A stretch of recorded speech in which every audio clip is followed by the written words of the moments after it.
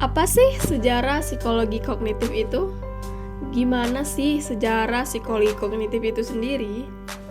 Perkembangan dari psikologi kognitif erat hubungannya dengan perkembangan tokoh-tokoh yang ada dan membesarkan nama psikologi kognitif sehingga pada saat ini dikenal sebagai salah satu cabang dari ilmu psikologi.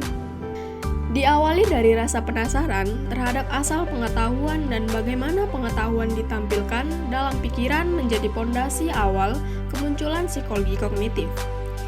Terdapat dua perspektif tentang bagaimana pengetahuan ditampilkan dalam pikiran, yaitu perspektif empiris dan perspektif nativis.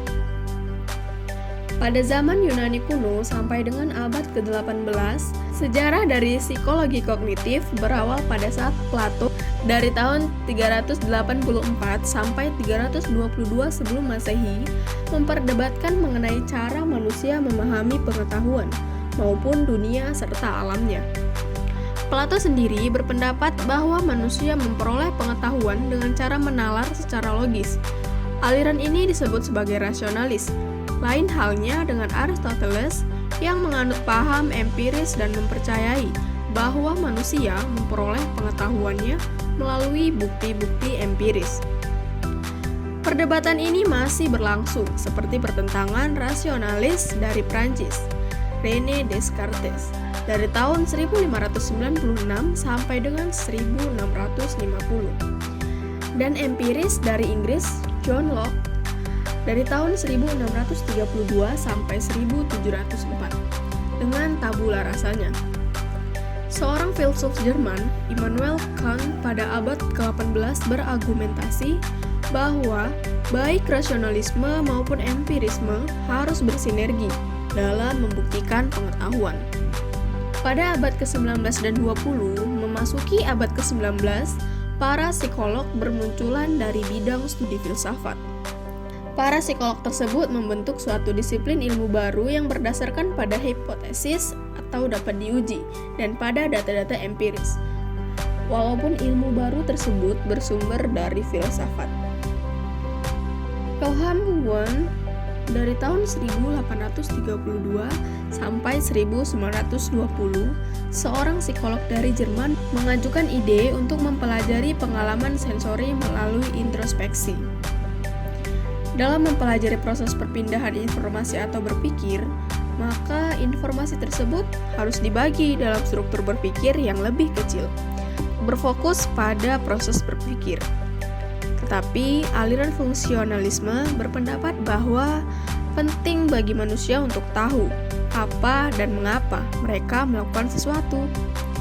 Lalu, gimana sih perkembangan psikologi kognitif? Perkembangan dari psikologi kognitif muncul pada era 60-an sebagai buntut dari ketidakpuasan manusia terhadap konsep manusia menurut pandangan behavioralistik dan psikoanalisa. Konsep yang memandang manusia sebagai makhluk yang bereaksi pasif terhadap lingkungan, melainkan sebagai makhluk yang selalu berpikir. Konsep kognitivisme muncul lantaran pemikiran kaum rasionalisme yang memandang bahwa manusia adalah makhluk hidup yang memiliki kuasa berpikir yang lebih baik dari makhluk hidup lainnya. Perspektif psikologi kognitif memaparkan bahwa proses belajar adalah sebuah peristiwa yang dialami juga oleh mental, bukan peristiwa yang merujuk pada tindakan behavioral atau bersifat jasmani. Walaupun dalam kenyataan hal-hal yang bersifat behavioral terlihat lebih nyata dalam kegiatan atau peristiwa belajar. Jadi kesimpulannya dari sejarah psikologi kognitif ini nih teman-teman, ilmu psikologi yang mempelajari mengenai proses mental yang aktif untuk memperoleh informasi guna terjadinya perubahan tingkah laku.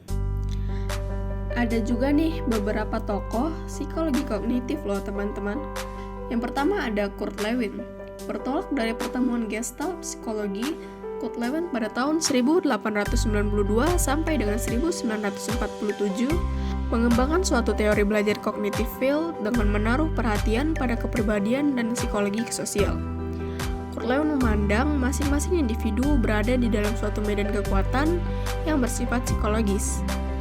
dan kekuatan yang bereaksi itu disebut life stage yang mencakup perwujudan lingkungan di mana individu bereaksi. Misalnya nih, orang-orang yang ia jumpai, objek material yang dihadapi, serta fungsi-fungsi kejiwaan yang dimiliki. Lalu yang kedua ada Jane Piaget. Jane Piaget sendiri ialah seorang psikolog developmental karena penelitiannya mengenai tahap-tahap perkembangan pribadi serta perubahan umur yang mempengaruhi kemampuan belajar individu.